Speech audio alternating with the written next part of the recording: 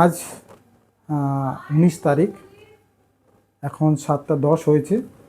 আমাদের একটা অপারেশন হলো। অপারেশনটা হচ্ছে, পেশেন্টের সমস্যা হচ্ছে কানে, দুটো কানেই সে কিছু শোনে না।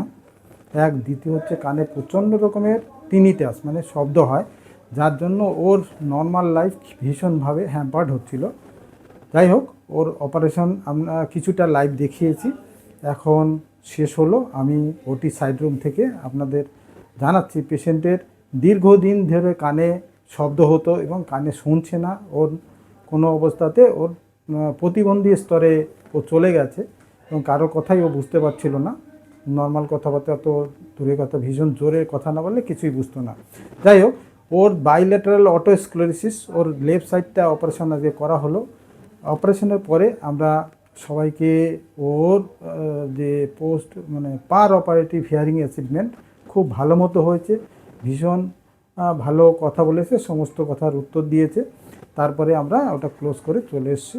এবার স্টেপেডিটমি করা হলো, বাইল্যাটারাল অটোস্ক্লেরোসিস লেফট সাইডের স্টেপেডিটমি করা হলো, কারণ পেশেন্ট চাইছে আমার বাঁ দিকটা আগে হোক, কারণ বাঁ দিকে শব্দটা ওর ভীষণভাবে হয়, হুইসেল দেয়, যার জন্য ভীষণ প্রবলেম হচ্ছিল। 24 ঘন্টা ওই জিনিসটা চলছে, তাই ওর মতেই আমি বাঁ দিকটাই অপারেশন করলাম।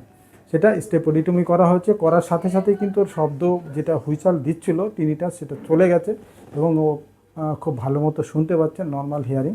আমি মুখ ঢাকা ছিল তখন, যেহেতু মাস্ক পরা ছিল ওটির মধ্যে, অতএব সে লিপ রিড করার কোনো চান্স ছিল না। আর অন্য কানে তো শোনেই না, অতএব ওই কানটা ও নর্মাল শুনছে। এইবার ওকে প্যাক ট্যাক দিয়ে রাখা আছে। এবার 21 দিন পরে ওটা 7 দিন পরে এমনি খোলা হবে, 21 দিন পরে ও জেল ফর্ম রিমুভ করা হবে। এখন আপাতত শুনবে না, শুনলেও জোরে বলতে হবে, সেই আর কি।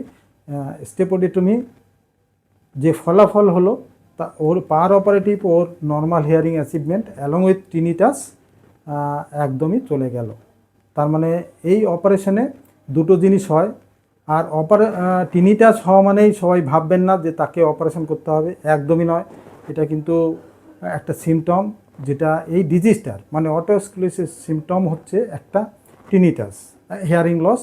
তারপরে তার অন্য যে সমস্যাগুলো হয় সেইগুলো খুব একটা বেশি পেশেন্ট কমপ্লেন করে না। হিয়ারিং লসটা ধীরে ধীরে হতে থাকে, কোনো রসপুস বেরোয় না, এবং তার সঙ্গে সঙ্গে কানে শব্দ হতে শুরু করে। এবং কন্ডাকটিভ লস এত ধীরে ধীরে হয়, প্রথমে সে বুঝতেই পারে না সে কম শুনছে, আস্তে আস্তে সে ভীষণভাবে কম শোনে। হ্যাঁ, তো এটা হলো অটোস্ক্লেরোসিস। এই পেশেন্টের বয়স ওই 40-42 এই স্তরে। ওদের এখনও কিন্তু নর্মালি শুনবে, কোনো সমস্যা ওর হবে না, আর টিনিটাসও হবে না।